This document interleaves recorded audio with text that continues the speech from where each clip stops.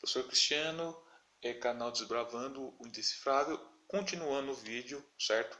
Então, a pergunta que Kant, a gente viu a questão, o argumento de Kant contra o fundamento teológico, certo? Ele mostra incompatibilidade entre ética e basicamente a fé em Deus. Deus não poderia ser o fundamento da ética, simplesmente porque Deus é indemonstrável, certo? Mas o segundo argumento do Kant, que é muito interessante, é o argumento que ele faria a seguinte pergunta: se fosse perguntar para grande parte dos cristãos, por que vocês acreditam que, certo? Por que você obedece a Deus?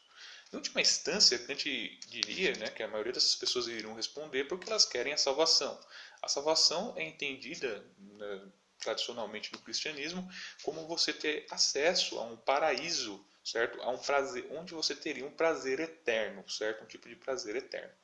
E você vai perceber que as pessoas também poderiam dar uma segunda resposta, que seria as pessoas acreditam em Deus porque elas têm medo do castigo eterno que é ir para o inferno. Então, veja bem, a esperança de você ter acesso a um prazer eterno, certo? É o temor, é o contrário, certo? É a mesma coisa. Uma coisa, a esperança e o temor, certo? São duas partes da mesma moeda. É o temor de você ir para o inferno. Então, em última instância, quando você coloca Deus como fundamento da ética, você age bem, ou seja, você justifica, você fala, ó, eu faço o bem a outras pessoas porque eu tenho, certo? Eu quero o prazer eterno, eu quero ir para o paraíso. Ou eu quero evitar o inferno, em última instância você está estabelecendo um tipo, né, um tipo de interesse. Ou seja, eu não faço o bem para o próximo porque eu estou preocupado com o próximo. Eu faço o bem para o próximo porque, em última instância, eu quero me dar bem. Certo? Ou eu não quero me dar mal. Tudo bem? Então, o argumento de Kant é, veja bem, se eu preciso disso, certo? Para fazer o que é correto, se eu preciso ter ou medo do inferno ou um prêmio, certo? Para conseguir fazer o bem, isso é uma coisa inaceitável. Então, uma das características da ética kantiana é o desinteresse. Ou seja, veja, não é só o desinteresse de fazer algo visando outra coisa aqui, é também na outra vida. Então Kant é extremamente radical nesse ponto. Ou seja, se você faz o bem para uma pessoa visando o paraíso, você quer um prêmio na vida após a morte, isso não é correto, certo? Porque você está estabelecendo uma negociação com Deus. É como se você estivesse dizendo: eu irei ajudar essa pessoa, em troca você vai me dar, por exemplo, imagine que você tem um cartão onde você vai acumulando créditos que, se você tiver aquela quantidade de créditos, você vai para o céu. É como se você fizesse isso. Você usa as pessoas, o sofrimento de outras pessoas, e ajuda aquelas pessoas não por ajudar aquelas pessoas, mas porque você quer colocar no seu cartão o crédito para conseguir ir para o paraíso ou para compensar erros que você fez. Você entendeu? Então, o que o Kant está dizendo é: as pessoas devem agir sem querer nada. As outras pessoas não são meios para os meus objetivos, elas são a finalidade da ação ética. Certo? Então, esse argumento é muito interessante porque ele não pega apenas o cristianismo, mas ele critica também o utilitarismo, certo? Em que sentido? A doutrina utilitarista defende o quê? Qual que é a ação boa? A ação boa é basicamente uma ação que espalha, que produz mais felicidade, certo? E a ação ruim é aquela que diminui, certo?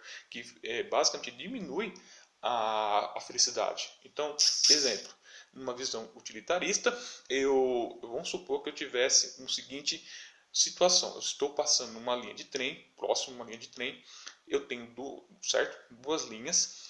Em uma delas tem 5 pessoas amarradas, em outra tem uma.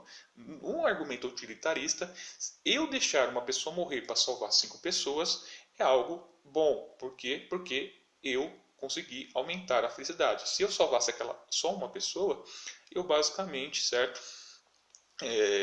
Estaria deixando basicamente mais pessoas iriam chorar, mais pessoas iriam ficar infelizes por ter perdido aquele ente querido. Então, na visão do Kant, não funciona assim, certo?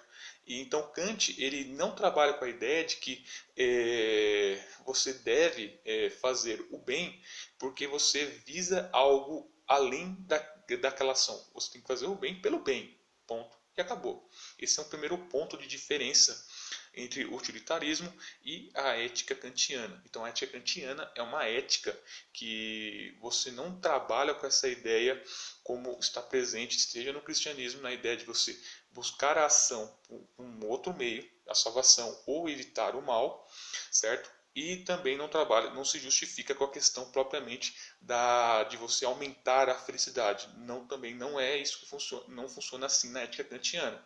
Tá? Então, a ação boa para Kant, ela visa, primeiro, o desinteresse e, segundo, certo? Vamos pegar uma outra situação. Vamos supor que eu tivesse uma mulher que é bem mais jovem e ela casa com uma pessoa mais, um senhor, certo? Tem o dobro da idade dela. A pergunta é, ela fez uma ação boa casando com esse homem?